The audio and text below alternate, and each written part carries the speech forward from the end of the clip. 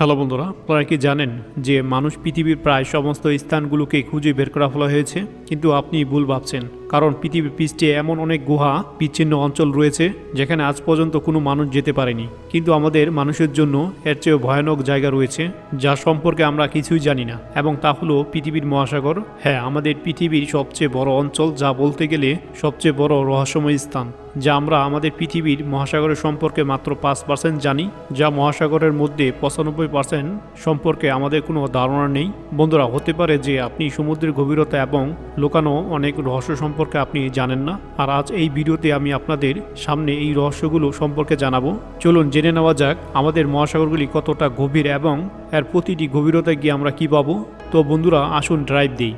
আপনি সমুদ্রপৃষ্ঠ থেকে 40 মিটার গভীরে পৌঁছে যাবেন, যেখানে সমুদ্রের প্রথম স্টেপ, এবং লোকেরা এই পর্যন্ত কুবা ডাইভিং করতে পারে এবং বেশিরভাগ সুইমার এখানে সাঁতার কাটে। কিন্তু বিশ্ববিখ্যাত কুবা ডাইভার হার্বার্ট নিচ 214 মিটার গভীরে ডাইভিং করে রেকর্ড করেন, এবং আশাজনকভাবে তিনি মাত্র এক নিঃশ্বাসে এই রেকর্ডটি সম্পন্ন করেছিলেন। কিন্তু এর থেকে নিচে এক ব্যক্তি তার রেকর্ড ভেঙে ফেলেন। তিনি কতটা গভীরে গিয়েছিলেন? তিনি 332 মিটার নিচে গিয়েছিলেন, আর এই রেকর্ড তৈরি করেন আহমেদ গেবান। আর এখান থেকে প্রায় 443 মিটার নিচে নামলে আমরা দেখতে পাবো বিভিন্ন সামুদ্রিক প্রাণী, আর এই গভীরতা এম্পায়ার স্টেট বিল্ডিংয়ের উচ্চতার সমান।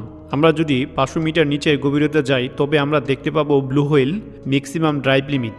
ব্লু হোয়েল সর্বোচ্চ গভীরতা পর্যন্ত ড্রাইভ করে থাকে, আর এখান থেকে 535 মিটার ডিপ লেভেল পেঙ্গুইনদের ম্যাক্সিমাম ড্রাইভ লিমিট, অর্থাৎ পেঙ্গুইনরা এই গভীরতার পরে নিচে যেতে পারে না। চলুন এর থেকে নিচে যাওয়া যাক, দেখা যাক কি পাওয়া যায়। এখান থেকে আরও নিচে গেলে আমরা 700 থেকে 750 মিটার গভীরে পৌঁছে যাব। বন্ধুরা, এখানে অনুমতি ছাড়া একজন ব্যক্তি যাওয়া খুব বিপজ্জনক হতে পারে, কারণ এই গভীরতায় বিশ্বে উন্নত ও শক্তিশালী দেশগুলো তাদের আধুনিক নিউক্লিয়ার সাবমেরিন ব্যবহার করে ফেলেছে। এখান থেকে প্রায় 830 মিটার নিচে বিশ্বের বৃহত্তম বুর্জ খলিফার উচ্চতা সমান, আর এই গভীরতায় বুর্জ খলিফা পুরোপুরি ডুবে যাবে।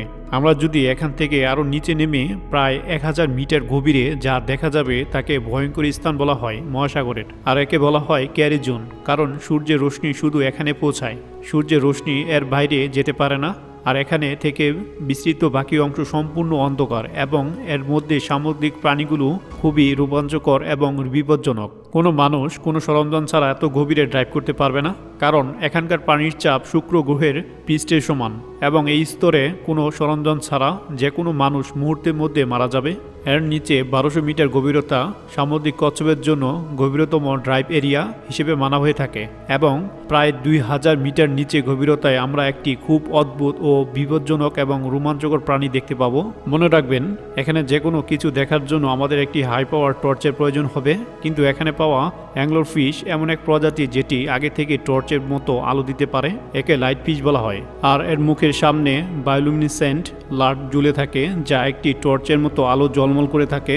আর সমুদ্রের এত গভীরে অন্ধকারের মধ্যে এই মাছ রাস্তা দেখায়, খুবই একটা আশ্চর্যজনক একটি জিনিস। বন্ধুরা, প্রায় 2200 মিটার গভীরে আপনি স্পাম হুইল তিমি দেখতে পাবেন, এবং এখানে আপনি ডাম্বেলস অক্টোপাস দেখতে পাবেন।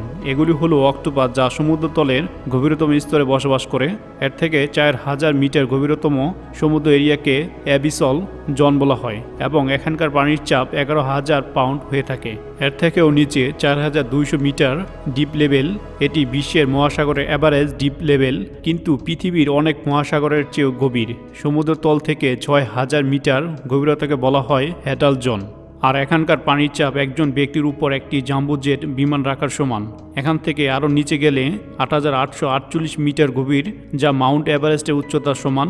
আর নিচের 10,916 মিটার গভীরতা হলো সেই গভীরতা যখন মানুষ প্রথম এত গভীরতায় পৌঁছায়, এবং এত গভীরে যারা গিয়েছিল ডন ওয়ালস এবং জ্যাক পিকার্ড 1960 সালে এত গভীরে যাওয়ার রেকর্ড করেছিলেন এই দুইজন। এই লোকগুলো সমুদ্রে এত গভীরে গিয়েছিল যে তারা সবচেয়ে অ্যাডভান্স টেকনোলজি সাবমেরিন ব্যবহার করেছিল, এবং সাবমেরিনটি এত ফাস্ট স্পিডে যেতে তাদের 5.5 ঘন্টার বেশি সময় লেগেছিল। সমুদ্রের পানি এতটাই পেশাদ ছিল যে তাদের আধুনিক সাবমেরিনের গ্লাস ভেঙে যাচ্ছিল, আর এর কারণে তারা 20 মিনিটের কম সময়ে সেখান থেকে আবার ফিরে আসেন। আমরা এর থেকে আরও গভীরে যাব।